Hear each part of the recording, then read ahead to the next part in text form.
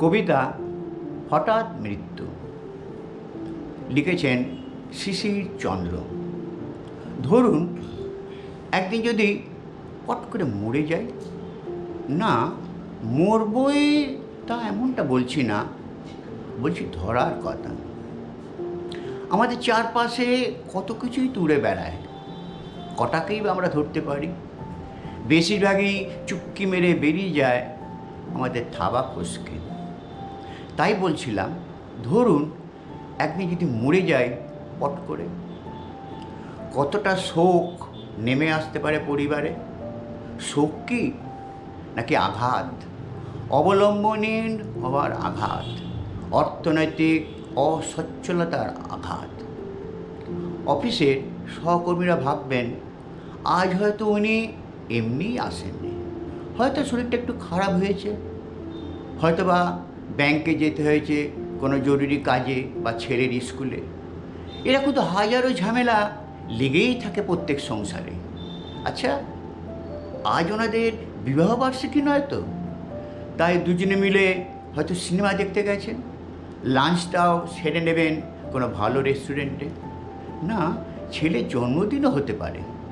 তা যাই হোক না কেন, এরপর অফিসে এলে কিন্তু সবাই মিলে চেপে ধরতে হবে, আমাদের খাওয়াতে হবে একদিন। বাজারের সবজি মাসিরা আঁচল দিয়ে ঘাম মুছতে মুছতে ভাববেন বাবুকে তো দেখছি না অনেক দিন, হয়তো এসেছেন, আমাদের এই চোখের ভুল, আমরাই টের পাইনি। যা, তাও কি হয় নাকি? বাজারে যখন এসেছে সবজি নিশ্চয়ই কিনেছেন, কারণ সবজি ছাড়া কারো সংসার চলে নাকি? তাছাড়া এই বাজারে আমাদের কাছ থেকে ছাড়া আর কার কাছ থেকে বা সবজি কিনতে পারে? বাজারের মাছওয়ালারা অবাক হবেন আরও বেশি। যে দু চারজনের কাছ থেকে দরদাম ছাড়াই মাছ কিনতাম, তারাও মাছ কাটার ফাঁকে আমাকে চা খাওয়াতো। আমিও টুকটাক আলাপের মধ্যে দিয়ে খোঁজখবর নিতাম তাদের পরিবারের। তারপর তাদের সেই মাছের আঁশটে গন্ধের সাথে কেমন যেন একটা বন্ধু বন্ধু ভাব লেগে থাকতো। তারাও তো বেশ কিছুদিন হলো আমাকে দেখতে পাচ্ছে না, তারাও কি হিসাব নিকাশের মাঝখানে ঘাড় ফিরিয়ে আমাকে খুঁজবে না বাজারের মধ্যে? হয়তো ভাববে কিছুদিনের জন্য হয়তো বেড়াতে গেছি।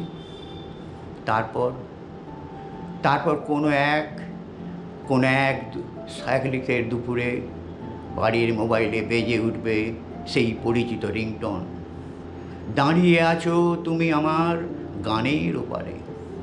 হয়তো ফোনটা ধরবে সদ্য নিঃসঙ্গ আমার প্রেয়সী, হয়তোবা সদ্য পিতৃহীন আমার একমাত্র ছেলে। তারপর ডুকরে আসা কান্নায় জানিয়ে দেবে আমি নেই, আমি নেই, আমি আর নেই, আমি আর কোথাও নেই। আমাকে আর দেখা যাবে না অফিসে, বাজারে, পাড়ার দোকানে, চায়ের দোকানে, পাড়ার ক্লাবে, আর নতুন কবিতায়। নমস্কার।